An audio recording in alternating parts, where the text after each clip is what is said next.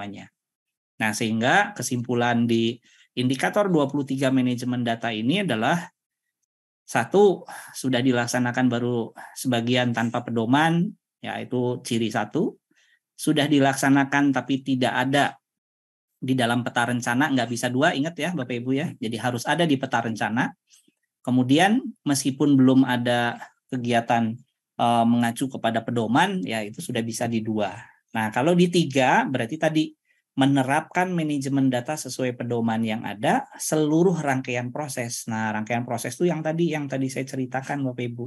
Cukup banyak ya yang harus diupayakan dan harus dibagi dengan pembagian peran dari 3 stakeholder terkait di bidang statistik, Bapeda, kemudian ada BPS tadi ya yang menjadi tim pengawal pelaksanaan manajemen data.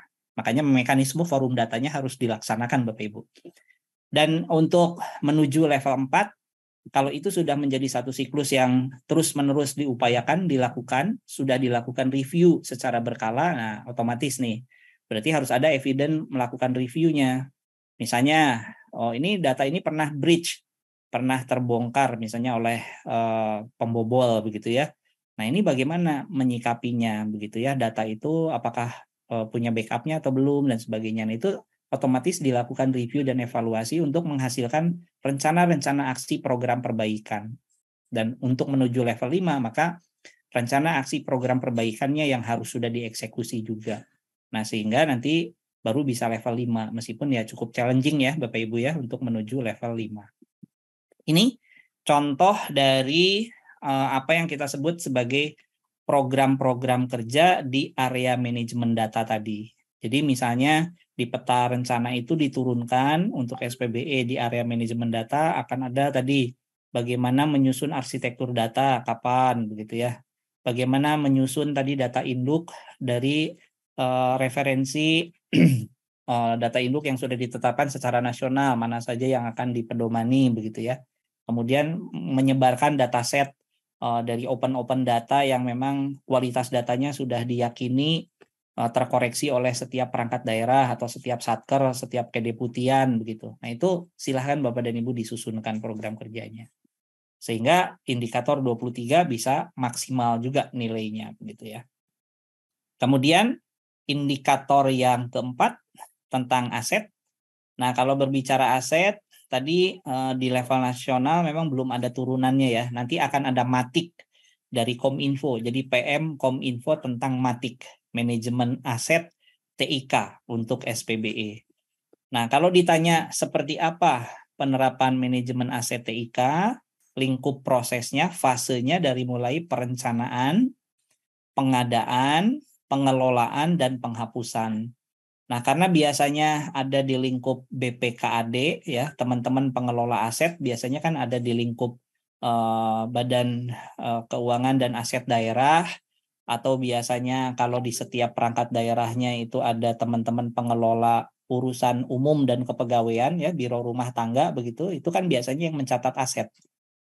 Nah, sehingga aset yang dimaksud di dalam Perpres 95 itu hanya 2 Bapak Ibu yang dikenal ya. Hanya hardware atau perangkat keras, kemudian ada perangkat lunak atau software. Nah, sehingga tujuannya manajemen aset TIK ini menjamin ketersediaan dan optimalisasi pemanfaatan aset TIK. Jadi bisa berbagi pakai begitu ya, itu yang diharapkan terjaga ketersediaannya ya, jangan sampai rusak dan sebagainya. Nah, ini yang dimaksud.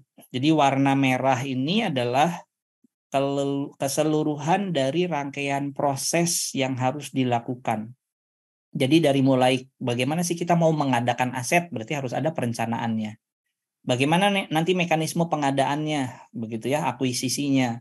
Bagaimana mekanisme pengelolaannya, mencatat itu sebagai barang inventaris, begitu ya, memeriksa kemudian apakah ini masih baik, masih layak dipakai dan tidak, pencatatan umur aktif akuntansinya begitu. Nah, ini yang harus dilaksanakan. Dan sampai terakhir disposal ya, melakukan penghapusan.